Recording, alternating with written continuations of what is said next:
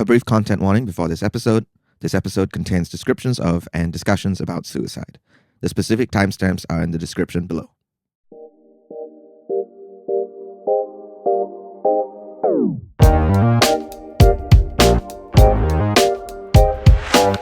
Hello and welcome to Comic Sans, the podcast about comics for those who are sans knowledge. I'm Yen. I'm typically the comics half of this podcast, delivering knowledge to my sans half. Nat, would you like to say something? Hello, I'm Nat. I am typically the sans half. Today I'm still the sans half, but joining me in my half of the whole is Yen, because on the other side, doing the comic half are the wonderful Matt and Allison Parent from Escape the Mojoverse podcast. Give them a big round of applause, everyone. Woo! Hello. Hello. Hello. Welcome to the podcast. Welcome to Comic Sans. Welcome. I wonder, does this qualify as having escaped the Mojoverse? Or are you still within the Mojoverse and touring? The Mojoverse is sort of a kayfabe. Whenever you see like a wrestler do an interview out of character, that's what's happening here. I see. Okay. I get that Started reference. out with a confusing term. We're on a great roll. Yeah, hey, you're not into comics. Are you into professional wrestling? Escape the Mojoverse is a terrific podcast about one of my absolute favorite franchises, the X-Men, the mutants, Xavier's School for Gifted Teens.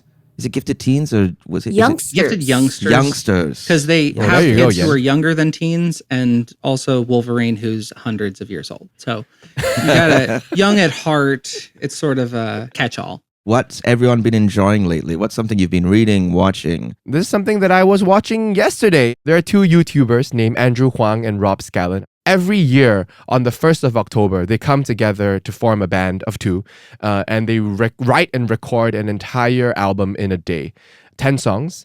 And yeah, it's a thing that they've been doing for like the past 6 years, I think. And it was great. I really love it. It's really a testament to, a lot of what we talk about on this podcast in terms of like how creative constraints can be really fun and inspire lots of really awesome ideas on top of a lot of silly ideas. But, there are some gems in there that always are awesome. Allison, what have you been consuming? Recently, I've been watching a lot of ER, the first kind of medical drama that came out. It came out literally the year I was born, and it went for like 19 seasons. Oh, wow. George Clooney is in it. The Clue. William H. Macy is in it. It has, I think, one of the best pilots I've ever seen. So that's what I've been doing. I've been watching old episodes of ER. Matt, what about yourself? I really have enjoyed the film Kneecap. Oh, I wanted to see that. It is a hip-hop musical about a Irish language rap group that stars the rap group themselves. It is wild and probably the most pro-drug piece of entertainment I've ever encountered. Like, it's not like, oh, hey, drugs aren't bad. It's like, drugs are good is definitely its take. But as a native person, it really spoke to me because it's this tale of like Irish folk taking back their language, fighting the powers with their art. And it's this real punk rock movie. Totally great. All the music sequences are amazing. I really love Kneecap. It's probably the best movie I've seen all year. Today, as you know, with our guests, Matt and Allison are going to be taking over and presenting to me and Nat a book that we both haven't read. Matt and Allison, I hand over the comic Conch.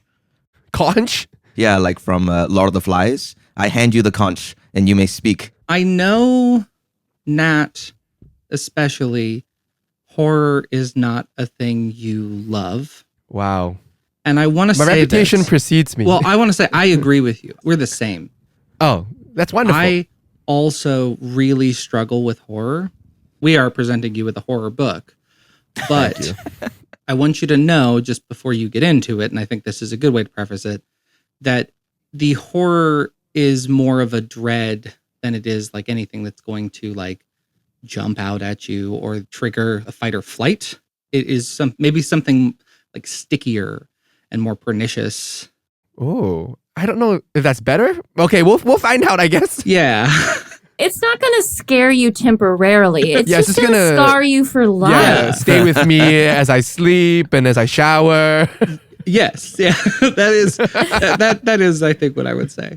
I will say that when I read this book, I had already heard Matt kind of info dump about it. And then I forgot everything he told me. And then I read it. And then I was like, oh, I understand why he was so excited about this book. I think for him to be so eager about something that is a genre that he doesn't particularly like, I think is very telling that this is a really good piece of art. Mm-hmm. Can I just say, Allison, that experience you just described is basically the format of this show, where Yen info dumps and then I forget and then I read it and I get why he info dumped. So I just want to say, I'm really glad to hear that that's a common experience people have. Okay, wait, Nat, let's be clear. Let's be clear. You forgetting is not part of the show. You are supposed to remember the thing I say to you 5 minutes before you read the thing. You are not supposed to be forgetting it. That's so funny. Matt says the exact same thing to me. I think that's why the crossover made so much sense, honestly.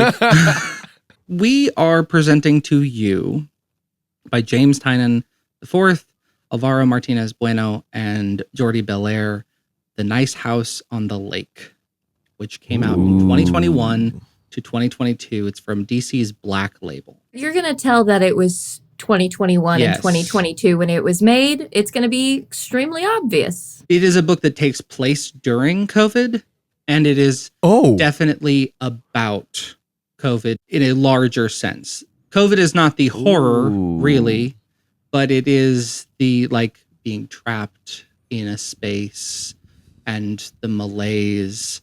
I will say this, though. There's a lot of COVID art that's come out recently. There's a lot of films and books and movies and TV that have been about.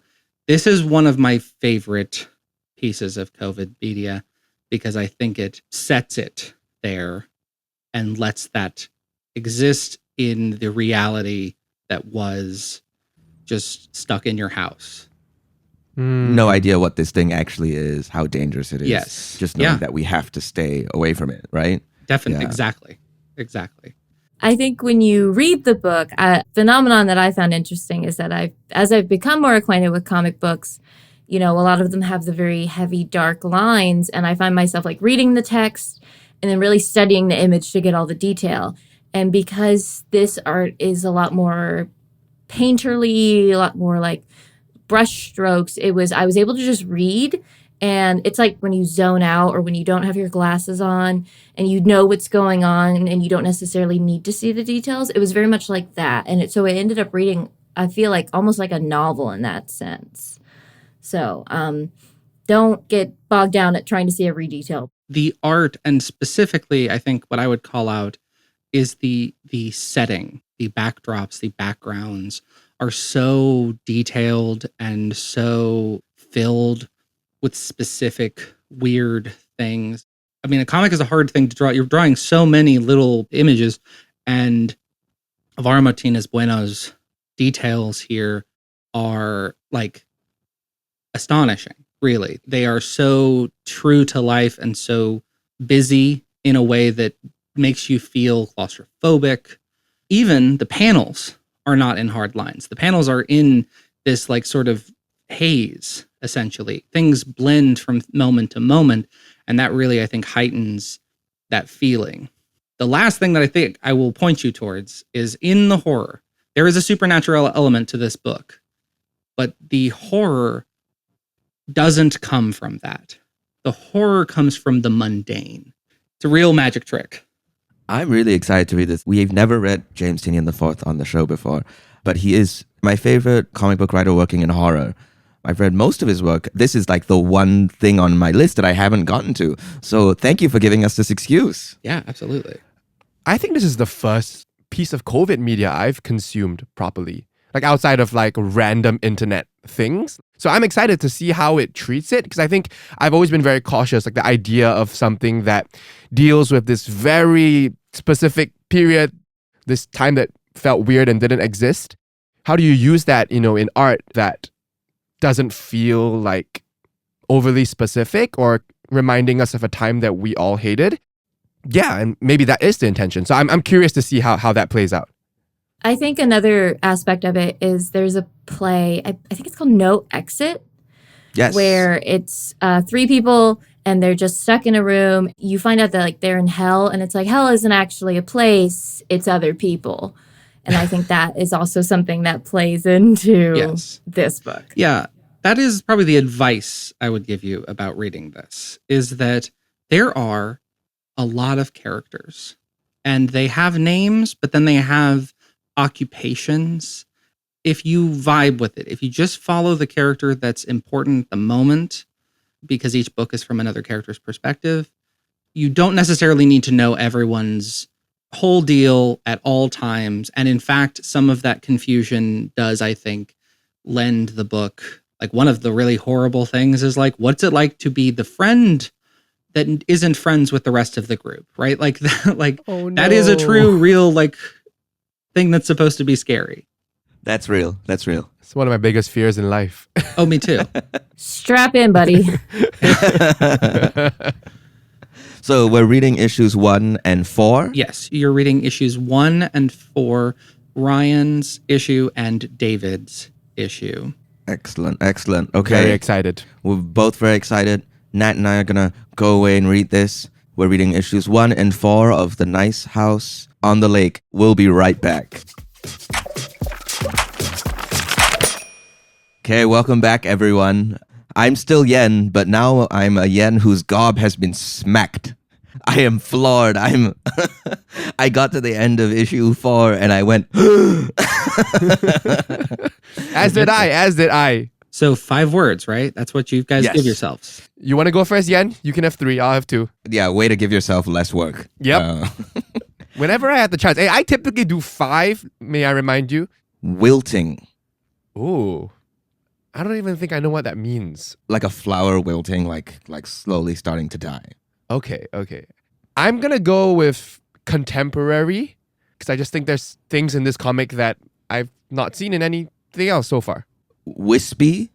Wow, you're really going for this feeling words, vibes. Yeah, I go for the vibes, man. This is what I'm always trying to get you to go for the vibes, and you refuse to go for the vibes. So I'm hoping to lead by example. Okay, I will go with vibes. I'll go with ominous. Okay, my last word is sideways. Ooh. Yeah, and I think when we talk about issue 4, it's going to be very clear why I said that. Those are all great words. While Nat and I are still shell-shocked, Matt and Allison, could you tell our audience what issues 1 and 4 are about? Absolutely.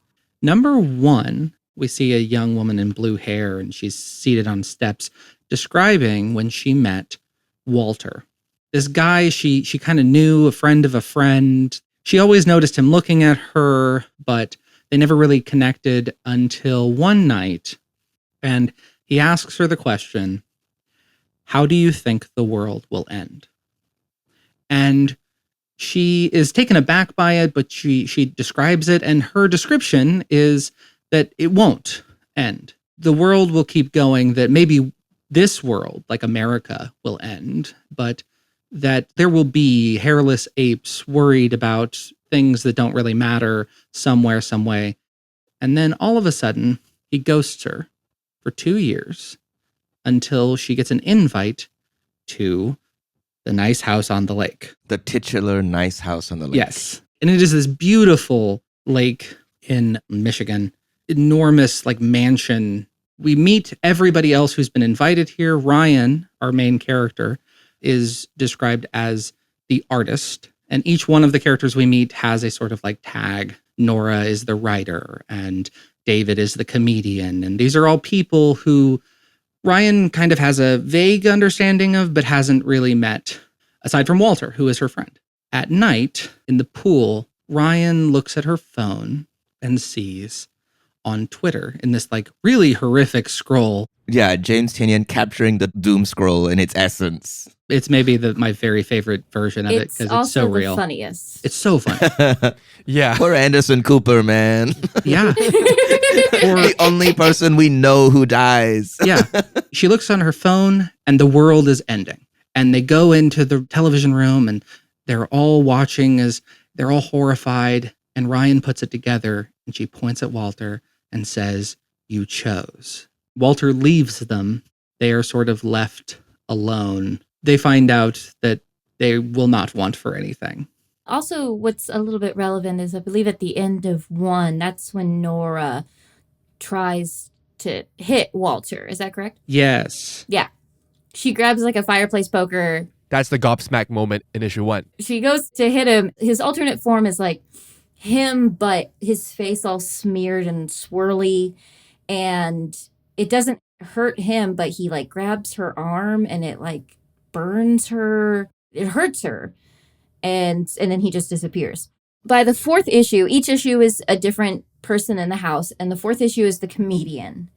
And we haven't really seen a lot of the comedian in the first 3 issues. When it opens, he is not living in his room anymore. He is in the movie theater that's in one of the many rooms of the mansion. And it is a mess. It is very clear that he has been abusing the want for nothing system, which, by the way, arrives as Amazon boxes at the door, like COVID.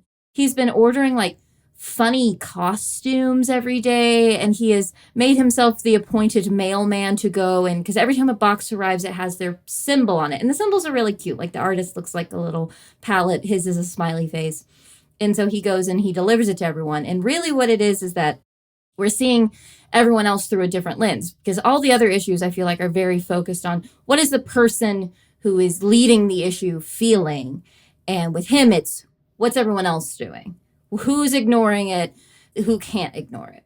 It really focuses on Molly, who I believe is the accountant. Her sign is the little clock.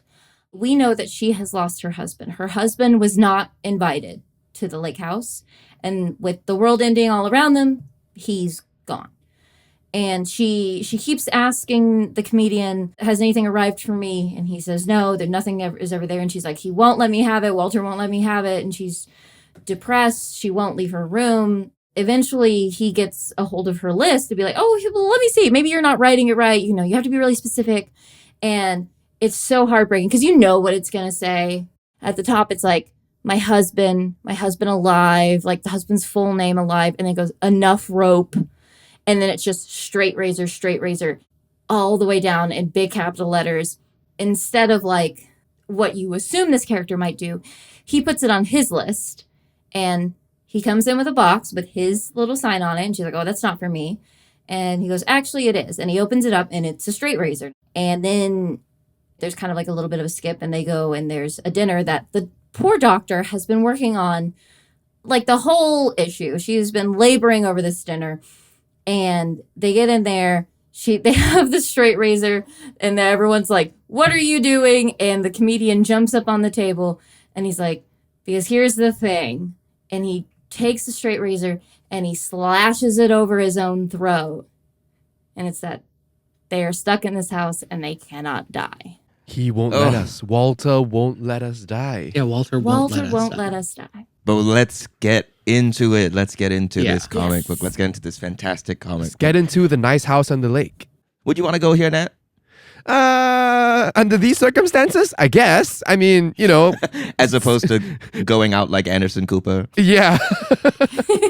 I alluded to the fact that, I mean, again, my comic reading career, because I guess it kind of is. Your professional career. My professional career reading comics has been pretty short-lived so far. I've only been reading comics for about a year and a bit, maybe 2 years. But I felt like I saw a lot of things in this comic that I haven't seen done in other comics. And please correct me if I'm wrong, and these are actually very common techniques. I'm going to list a few. One of the things that really confused me, and I'm curious, Yen, how this felt for you, because you read it digitally, I read it with the hard copy. Yeah. Is that the panels cut across 2-page spreads. Yes. So I intuitively would read, one page, the left page first, and I'd be like, wait, this doesn't make sense. Or I would notice that halfway through the page, a panel would cut across both pages that will indicate to me, oh, I'm supposed to be reading this across both pages horizontally. And so then I would go back and read the pages that way. Is that something that's common? Please enlighten me. I'm going to dive in here because this is what I'll call a James Tynion IV signature move. This is something he does in many, many, many of his books, which is that panels will cross the binding. He works a lot in horror, and I do think it does have a bit of a destabilizing effect for the reader, especially when you're reading the physicals and you're crossing that boundary over the line and you're like, wait, okay, this is a little odd. I mean, in many ways, the digital experience is different, sometimes inferior. I think this is one of the major losses of reading digitally, especially for James Tynion IV's work, because he just does that. And you're right, Nat, that is like unconventional. but it's very conventional for the writer we're reading today. Right. Okay. Yeah. I also struggled with that. I read the trade and I was also like, wait, hold up. I mean, to speak on one of those in like the very start of it, right? When Walter is talking to our protagonist at the time and asking her, oh, what do you think the end of the world's going to look like? And it's this beautiful panel that crosses the border of them in a club fading into the apocalypse. So as you cross the borderline, as you cross the page boundary, the world ends basically. Yeah. It's an incredible move by Tynion, but also like Álvaro Martínez Bueno, like being able to make that work, and Jordie Bellaire, because this is very much an issue of coloring. Terrific. Comics is only comics can. Love to see it. What else was on your list, Nat? Screenshots. And this is what I kind of alluded to with contemporary, like just straight up email screenshots. We talked about the doom scrolling. It's just felt so contemporary. I feel like if we have seen anything in previous comics that even were situated in like the contemporary world, they were often like hand-drawn, but these are like just straight up off the computer, bam, on. There's something in a book that you all have read that is kind of similar to this. In Jordan Morris's episode on Exterminators, right? Mm-hmm. There's that text message. It's a data page, is what they're called in the Krakoan era of X-Men. Those are exactly like you're saying, like they're hand-drawn. They're supposed to evoke a text message or a chat room conversation, but they are not. This is an email. This is a web browser. This is a piece of paper that is written on. There are all these like artifacts, right? I feel like this is another James Tynion IV thing. It's like this intertextuality. Like the comic is not just pages and panels. It's literally, it can be any text. And actually, any arrangement of text, like in issue 4, when it's still everyone's like shopping list, that is a comic book page because the words are becoming images. Even though they're literally just words, right? The ways they are arranged on the page, you are seeing it as a series of lists. It's just fantastic. I think it's also, he's, as far as I understand, a pretty online person. Yeah, you would really have to be pretty online to write the Twitter thread in issue 1. Have you both read World Tree? I have not. So World Tree is another one of his horror books that is entirely about the internet. And I believe World Tree came after this and kind of continues the explorations he's doing with like, what does it mean to enter the digital space through the comic book? I will have to check that out. I think there's something that's a little reassuring about looking at those pages that are just kind of screenshots, because everything else is so fluid and soft. And then you hit one of those and it's like real world, baby, harsh lines to the pixel straight. And it's very interesting. That's such an interesting thing, right? The real world are all of the panels in this book are fuzzy and they don't have the hard lines that you're used to. But the digital world, while there's still some fuzz, it's much more firm. It's almost like the digital world is a realer world in some way. You could also say that the digital world tends to see stuff more in black and white. I mean, certainly on Twitter, people, it's either it's bad or it's good. Whereas real life, there's more shades of gray, just like in real life in the book that we read. Yeah, just adding on to that, I was just going to say, and often whenever we cut to a screenshot, so to speak, in that digital world, it's often huge, right? It's a full page spread. Yeah, almost always. Yeah, and I think that lends itself to everything you're saying in terms of the black and the white, but also the amplification, right? Everything is just louder online. Everyone can speak to 1 million people with one push of a button. And I think that juxtaposed against sort of some of almost really intricate, like just the next page, right? The sort of intricate paneling, such a huge juxtaposition. I feel like the way Tynion and Bueno are using the digital space is very akin to the way they're using COVID. Actually, I would be quite bored if the way Tynion was using the digital space here is like, look how silly we all are online. Like, that's not at all what it's about, right? It's literally just, this is part of the world. This is the means how people communicate with the world. I'm not trying to make a statement on this. This is just building the reality. And that's the same way COVID is existing within the book, where it's here, it's part of the world, but it's not necessarily, here's my big statement on it. And I think that's part of what makes it so welcoming as perhaps a time capsule. Why like sometimes works that are about huge seismic historic events as they're happening don't really land that well is because people are trying to make a statement on a thing before it's landed. But actually, Tynion's not even trying to make a statement at all. Here's the story. My story is parallel to this. It has similarities and it's connected, but I'm not going to try and elucidate something for you on it. Nat, I'm actually curious. This is your first COVID media. What was the experience? Yeah, I mean, I'm going to be, just to be really honest, which is, I guess my job. I was a little like, I don't know about, because, okay, here's the thing, right? Literally the only, I would say, explicit reference to COVID in this book is the scanning of the temperature as they come in. Other than that, at least in issue 104, were there any explicit mentions of COVID? They don't use the word COVID, but the main character is wearing a COVID mask. Yeah. And in Walter's email, he mentions like it's been hard to see people because of how the world has changed. Right. Yeah, but it does not use the word COVID. COVID is a phantom in the background. I guess the question, and it's a bit of a macro thing, but I'm wondering like, in 20, 30 years, when people read this, will that kind of just all go over their heads? Because it's like, oh, why are they scanning their temperature as they come in? Is that part of this world? And they may not understand the COVID reference. That's a thought that came to my mind. I think it'll be kind of like when you look at anything from the past, like when you're like, oh, why did women's hairstyles change in the 1940s? Oh, it's because they were going into factories and they encouraged them to wear their hair up, and then that became the more traditional style as opposed to wearing it down. Maybe because I like history and I like looking at why certain things are certain ways, that I would be in 20 to 30 years, if I was discovering that for the first time, I would be very excited to like, right. Oh, it was because this was during the COVID era and this is what was happening. So I'm hoping that there'll be little history nerds always to kind of delve into that. The other thing, I think maybe part of the reason we're approaching it like something to remember is that we have not approached the point where we have had to explain COVID to somebody who has not experienced it. Gen Alpha still has some sense of what it is, right? We haven't hit the point where we've got to say to a child, oh, actually, 30 years ago, we all had to do this. Like, this is actually an experience that everybody has had at this point. Those are the experiences that don't get written down. Those are like how we find like old utensils that maybe in England or like in America where there's like a salt and a pepper shaker holder, but then there's a third thing and no one knows what the third thing is because no one wrote it down. Wait, now I need to know what's the third thing. I don't know. That's the thing. Sand. We don't have what like the original word in maybe German for bear was because they were too scared to say the actual word. They thought if you said it, it would summon it. Is this real? Yeah, I don't remember if it's Russian or there's a language where the original word for bear That's crazy. is kind of lost because they were too afraid to say it. So bear is like the word that they called it. Okay, now you're freaking me out and I need you to stop saying the word bear. Now I'm getting a little nervous. Yeah, that now you we're just gonna turn bring around. a bear. Turn around. No. You see that painting behind you? That's a rabbit. Let's get back to something that's scary in this comic. Let's unpack like the ending of issue 1 from the doom scroll into the attack on Walter into the ending.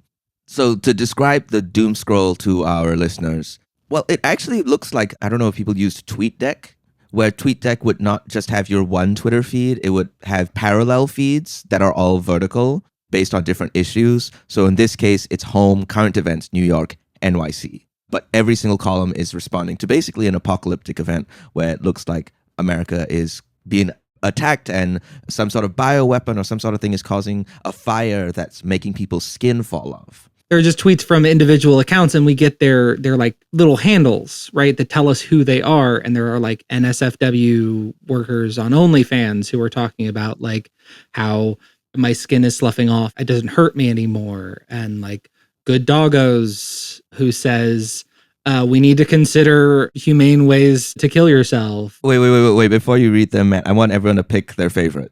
Okay. I'll read my favorite while you pull them up, which is, this is in all caps. The president is already dead. There is no America left. Get underground. From the Grumpus.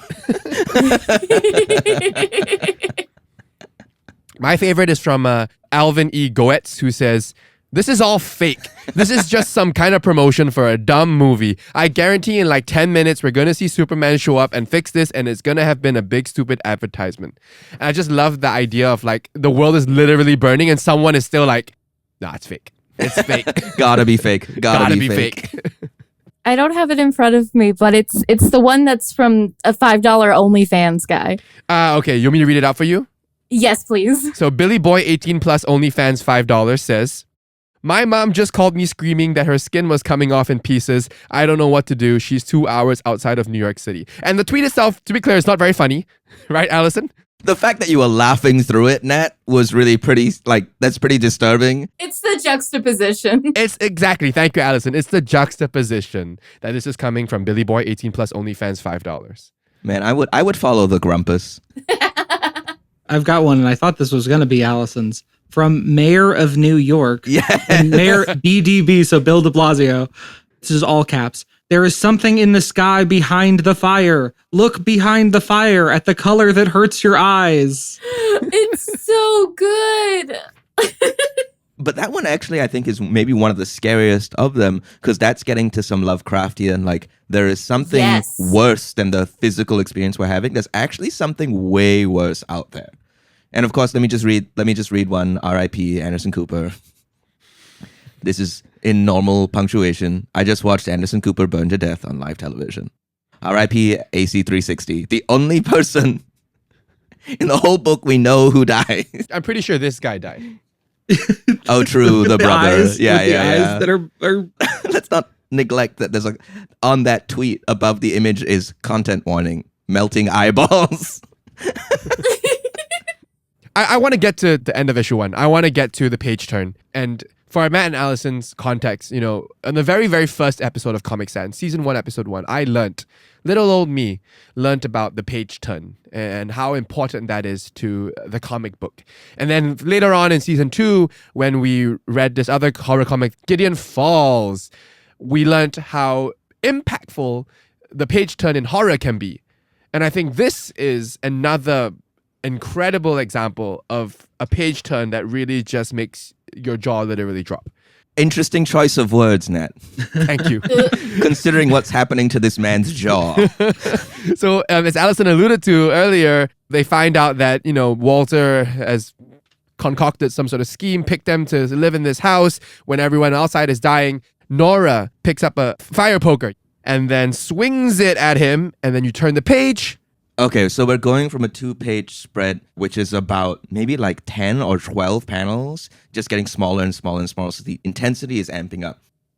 And we turn the page and we get this luxurious, about 2/3 of the page, massive panel of the fire poker swinging through Walter's face as his face sort of disintegrates/wisps. This is why I use the word wisps around the fire poker while retaining the integrity of the head. This is really one of those you just gotta see it to understand, because it's just this beautiful effect that Bueno's doing where it's Walter's existing in 3 moments at time at once. And this isn't comic book shenanigans. This is literally what the characters are seeing, is that Walter is now existing outside of a space and time that they can understand. I got to this panel and I just went, yeah! Yeah! And of course, I'm terrified for the characters that I empathize with. But for me as the reader, I'm like, yeah, let's go! The training wheels have come off. We're about to go hog wild here. We're about to hang dong, as David will say multiple times in issue 4. An incredible, incredible piece of art that I would frame and then put on my wall and then make it face the other way so I don't look at it, but I just know it's there. In the trade, can you see the covers of these books? Because the covers for all of the Nice House on the Lake, they're all painted by Álvaro Martínez Bueno. It's actually the front cover. Oh, this. That is the first cover. Each one is exactly like that. To describe that one, it's Ryan in the lake, but there's no water in the lake. It's just bones. And the detail that goes into that is like a painting that you would hang. It is this eldritch art that sticks in you, right? I described it as sticky, that is the kind of imagery. And that isn't the style of the rest of the book. It's but it's more hyper real on these front covers. Yeah. Talking about hyper real, talking about what the characters are seeing, talking about things we can't comprehend. Let's go to the page right after Walter's head gets split open, but not really, is him reassembling his head in this gorgeous 4-panel movement of his head the only word I can use is phasing. The 2 versions of himself that are existing because he got cleaved into, sort of molding back together, ending on this awful smile he's giving them right after he tells them that he loves them. It's haunting, a truly haunting penultimate page. Walter also has the thing like in anime where his glasses are shining the whole time. Yes. So you can't see his eyes. Exactly. That's never a good sign. No, you never like a character whose glasses glint. I think you've underestimated me. But instead of saying that, he's saying, I love you. Also, you are the last people alive. And also, can we talk about his name being Walter? I mean, I feel like it's such an unassuming name. Oh, yeah. You know what I mean? For this supernatural, I don't know if it's omnipotent or omniscient or whatever, but this powerful being named Walter. He's purposefully unassuming. Even when we first see him with Ryan at the bar, he's like a pudgier guy. He's dressed nice, but he's not like handsome, really. He blends in almost. He's not unbelievable. He's not unbelievable. The first time we see him enter the nice house on the lake, he is carrying way too many groceries. Yeah. And what is a more human thing to do than that? But on this issue of his name, right, when he comes in with these groceries, he just is on this beautiful painterly background, and it just says Walter, hard text Walter. And every single other character we've been introduced to, we get their occupation first, along with a blurb about them. And where they met. Where they met Walter, right? Walter's information on them. And I really do think this already is a signal something is incredibly off. Because this guy exists outside of all of those people. He doesn't even have a surname. He's just Walter. He doesn't have a little text box. He's the one writing the text box. He's the freak. I want to talk about him carrying all of these groceries, though.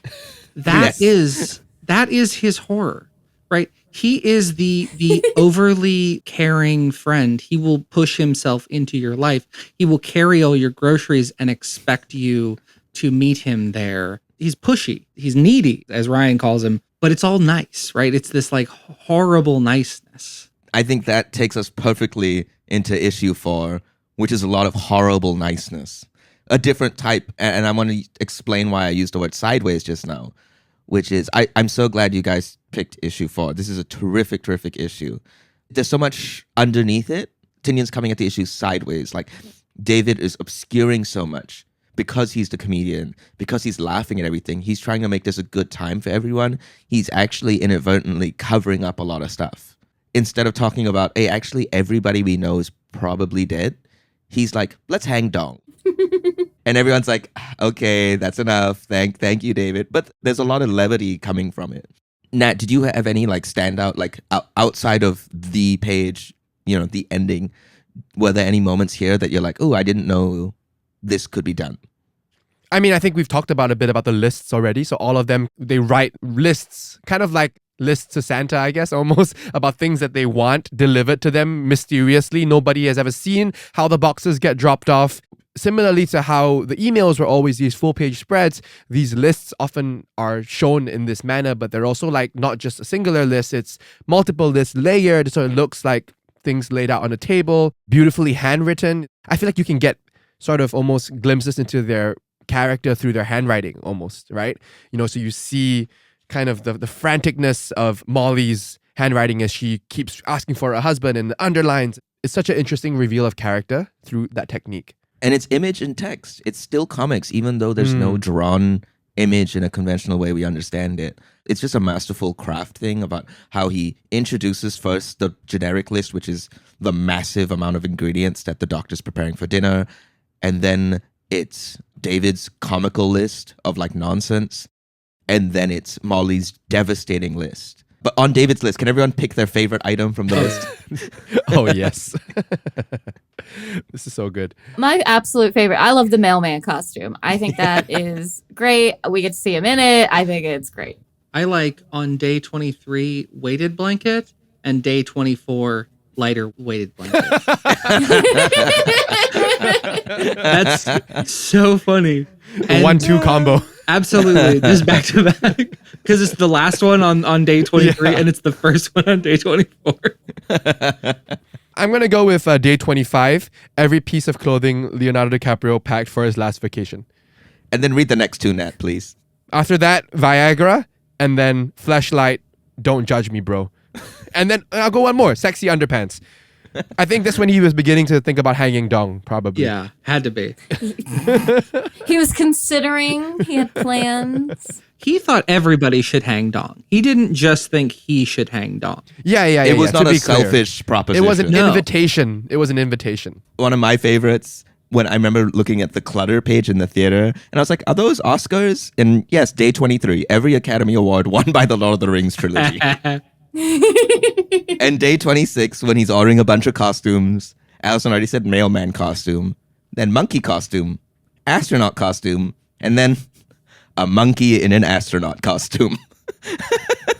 He's also, at the beginning, before you see his list, he's wearing the outfit that Matthew Broderick wears in Ferris Bueller's Day Off. Yeah, there's 3 he does. He does Ferris Oh. Bueller. And then later we see him in Hunter S. Thompson in Fear and Loathing, which is the zebra hat.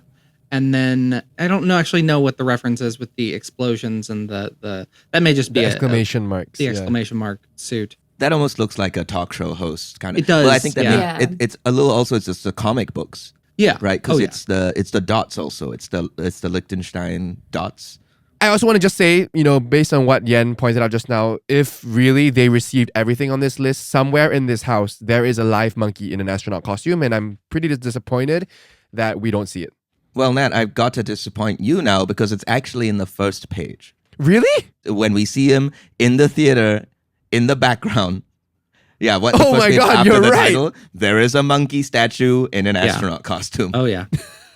That shot of him in the movie theater is so cluttered in a way that was so triggering to my experience of COVID that the first time I read this probably stayed on this page. I may have in fact put it down for a while. Truly the David does not give us a lot in the way, at least until the very end, in the way of what he's going through, but he's going through it.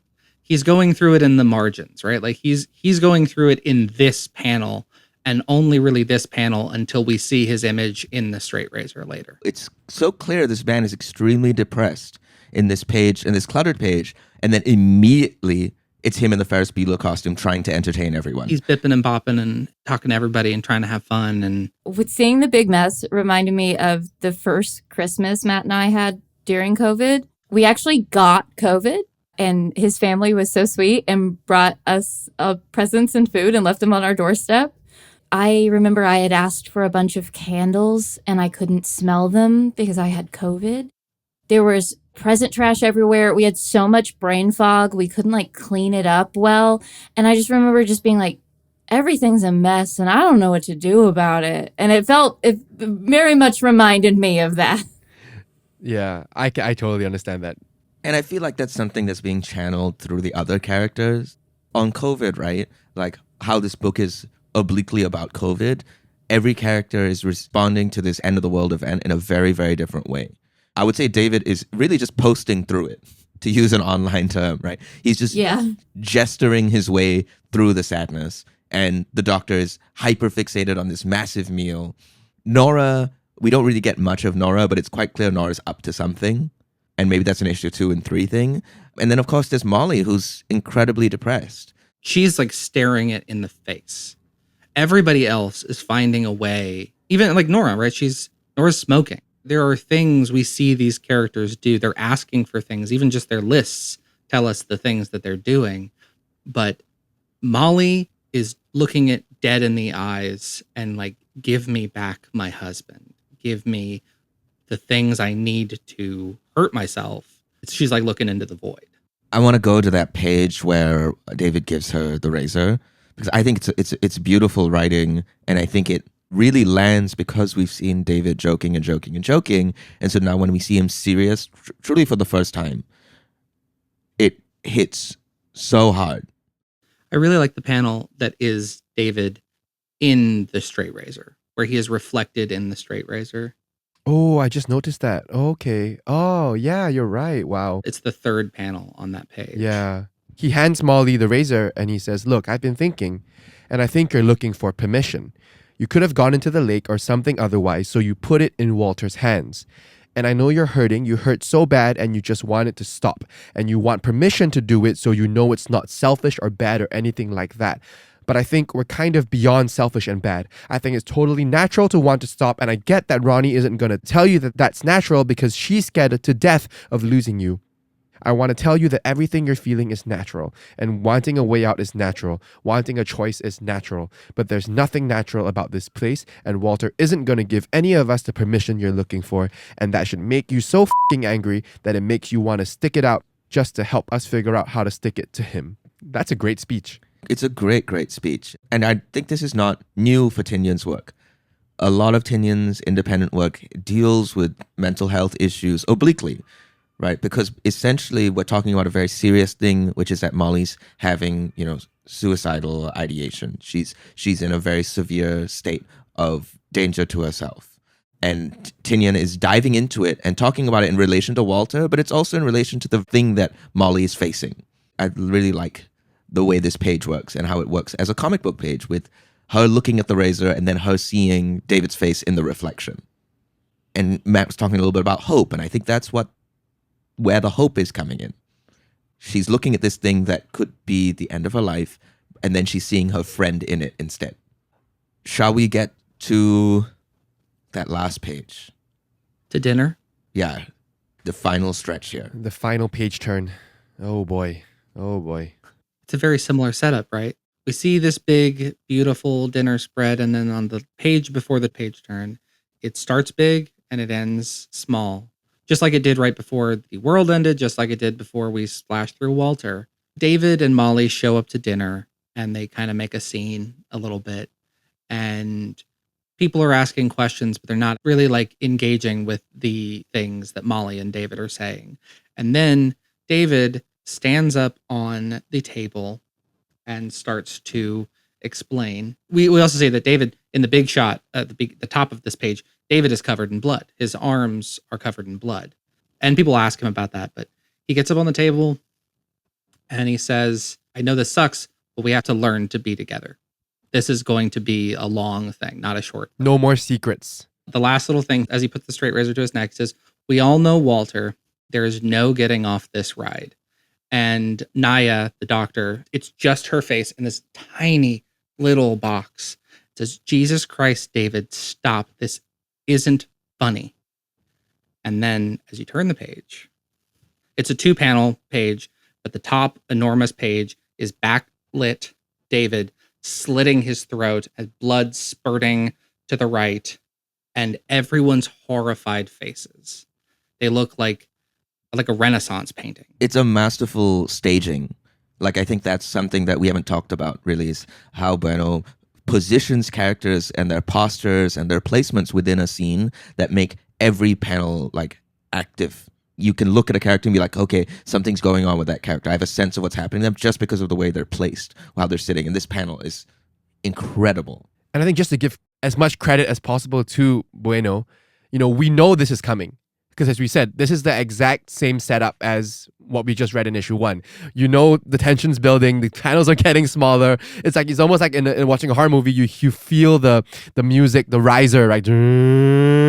Something's coming. And so you already have the expectation. It's not a jump scare.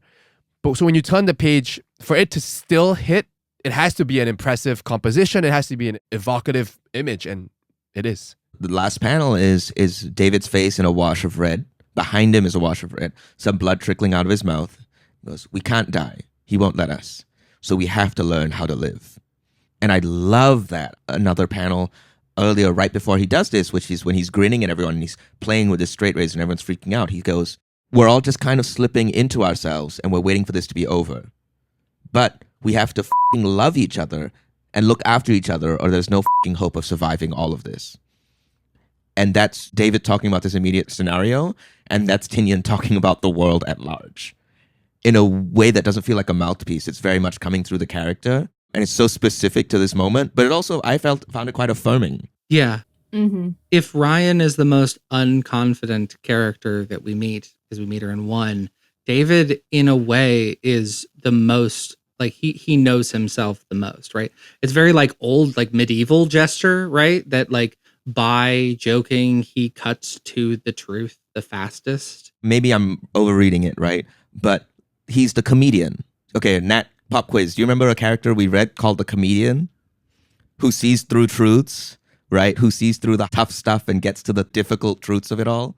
Give me a clue. Give me a hint. I'm going to give you a clue, which is that David's symbol is a smiley face. Okay. Is this from I thought that would be it for sure. Yes, that's Watchmen. There we go. That's Watchmen. There we go. 10 So- points for me. I thought you were doing a bit. I thought you were like, oh, I can't remember. No. Not Allison, nothing on this show is a bit. Everything is true. Authentically sans. Like I really when I finished issue 4 and the way it ends, I was like, oh my gosh. And then I went straight back to the clutter page and I looked at the box and I saw the smiley face.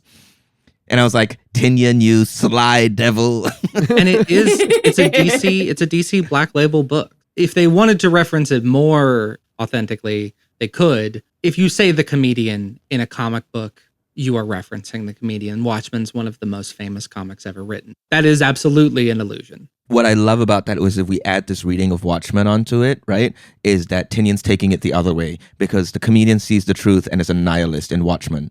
Alan Moore's comedian hates the world and does not want to be in it. He is despondent. Whereas on the other end of it, we have David here, who is the comedian of this book, and his result is not we should all die, everything sucks. It's no, we have to learn how to live. It's violence on myself as opposed to violence on others also. Edward Blake is a sadist and a monster and a nihilist. David is the most hopeful character we see, and the way he shows them, hey, we have to wake up, we have to be together, is by taking violence, right? He accepts it. Also, way to go for pulling out the comedian's full government name there. Yeah. That was, Sorry. I was like, whoa, okay, we're dealing with that's real comic shit. Oops. I let it slip how much of a nerd I am. Oh no, maybe people couldn't tell from your X-Men podcast. From my X-Men podcast. Yeah, no. My X-Men podcast that does not have the word X-Men in the title also. Very, yeah. I just have one final thing to say before we go into like final questions, because I feel like we've not talked about this enough, and Allison did mention this in pre-read, which is just how incredible the art is, the painterly style, some of the most beautiful colors, and not in a hyper-realistic way, right? In a way that is very vibe based. We have like random like backgrounds washed in red, blues. The backgrounds, they're splotchy sometimes. Yeah, they are deliberately yeah. imperfect. They are not trying to simulate reality. They're trying to create a subjective mood. It all feels like for a reason. The red washes are happening because something's scary or someone is angry. There's blue. A lot of the times Molly is in blue because she is depressed or she is upset and she is angry. Like, I think that use of color, not to be like color theory, but like, it's color theory. I can do a little color theory thing here, is that the depression page is in that deep teal blue. And then the suicide page, the discussion about suicide, is just natural. It is just because they're not having a sad discussion about suicide. They're having a blunt discussion about suicide. He's giving her permission. He's talking about it in reality. Here's what it would look like if you really did it. He's confronting it. Jordie Bellaire's colors here are unreal. To reflect a person's face in the straight razor, the art and the color have to hit so well. That could be so messy. No, this comic is 3 artists working truly at the top of their game. This is some peak performance in synergy. Nobody is dropping the ball at all. Everybody's elevating each other. So I guess that's the question, right? Yes. Do you think that you're going to finish this? I'll go first. I will 100% chew this up. This is exactly my jam. I agree. I mean, there's nothing I love more than a comic that ends.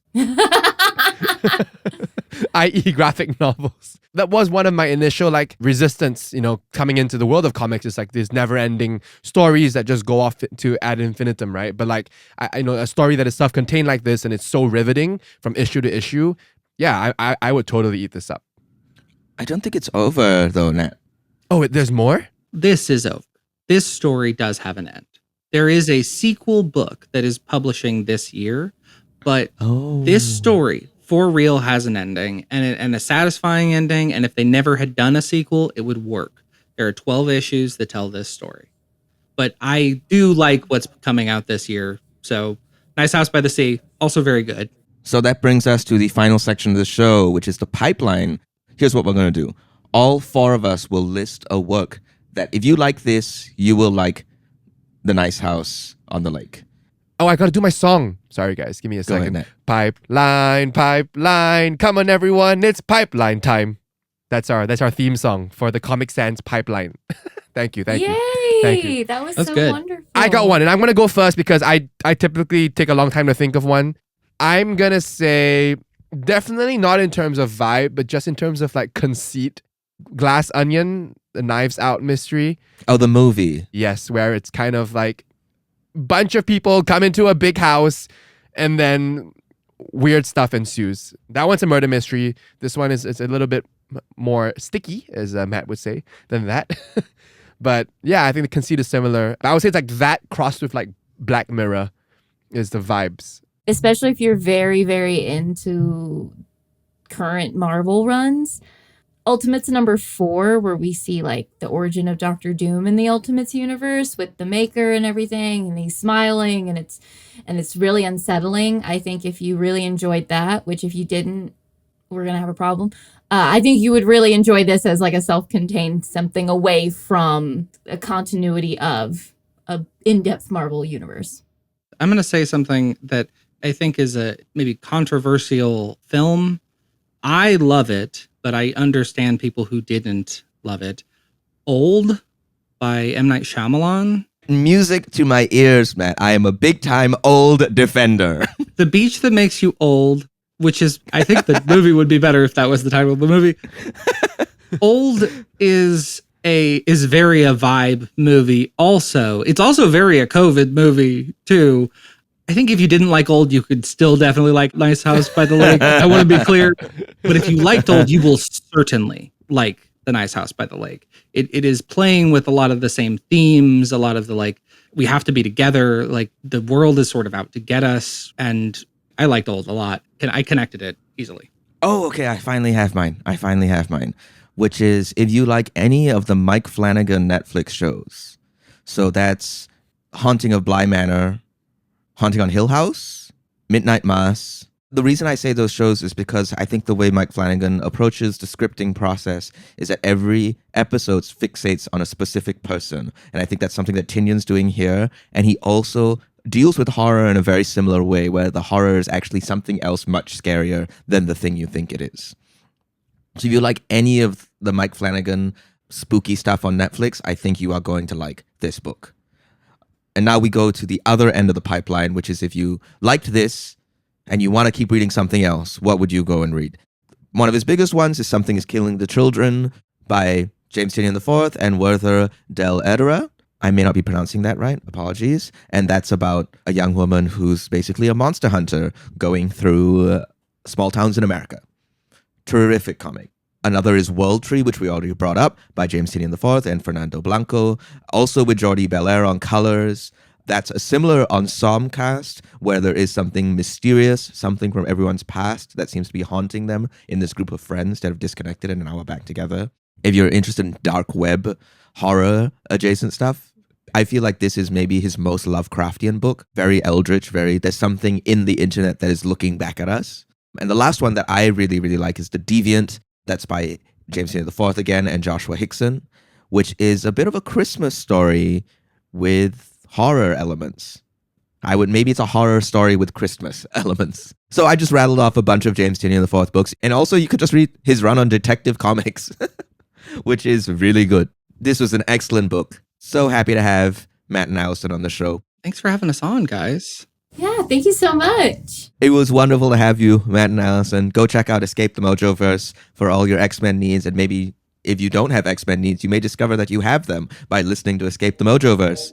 We'll see you on the next page. See ya.